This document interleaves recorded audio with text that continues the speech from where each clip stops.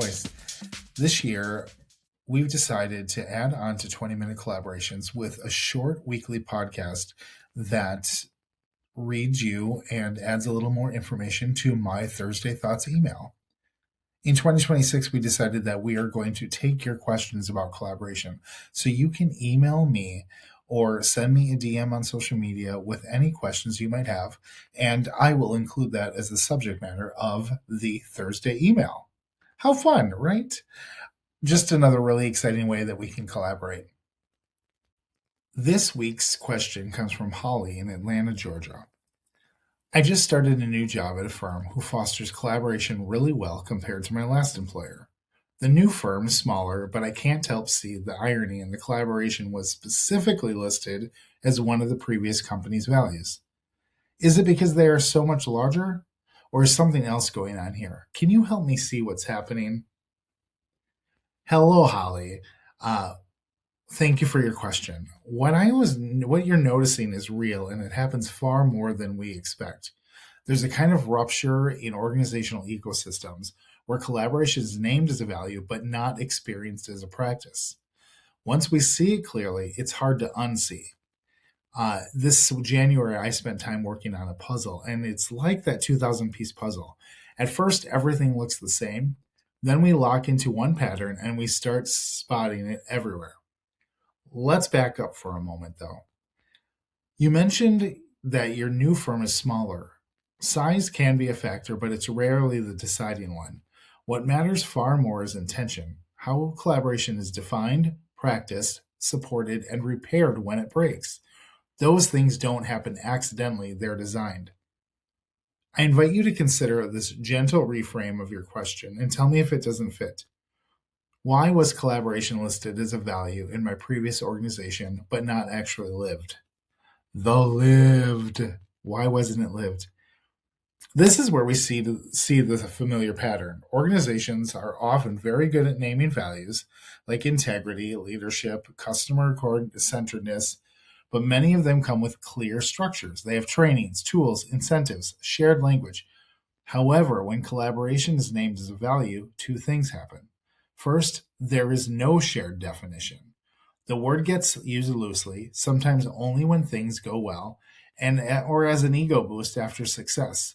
Without clarity, what collaboration is, what it looks like, and how we return to it when it goes off balance, the value stays abstract.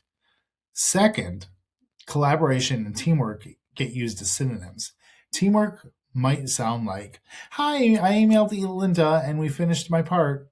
Collaboration sounds more like, "Linda and I met to shape the work together, present it, and adapt it based on what we learned." Both matters, but both are not the same. One helpful way to think about this is the difference between unintentional and intentional collaboration. We collaborate unintentionally all the time, hosting a dinner party, organizing a carpool, dividing up tasks at work. But intentional collaboration happens when people choose to work together with shared purpose, mutual responsibility, and clear objective. The intention changes the quality of the relationship and the outcome. When organizations design for intentional collaboration, teamwork becomes more than efficiency. It becomes a force that strengthens cultures and improves future work, not just the task at hand. So if I were to offer a short answer to your question, your previous organization likely valued the idea of collaboration, but didn't invest in the real relational work required to sustain it, especially as the company grew. Collaboration is fundamentally about relationships and keeping relationships afloat. Real relationships, ships float. It's hard to not when you can't read it. Anyway, they take ongoing care. Just like leadership, collaboration needs to be woven into professional development, not assumed. This becomes even more critical in larger organizations, not less. I'm going to leave you with this question for all of us to think about. Where in your organization is collaboration named but not supported? And what would it look like to move it from a value on the wall to a practice in the room?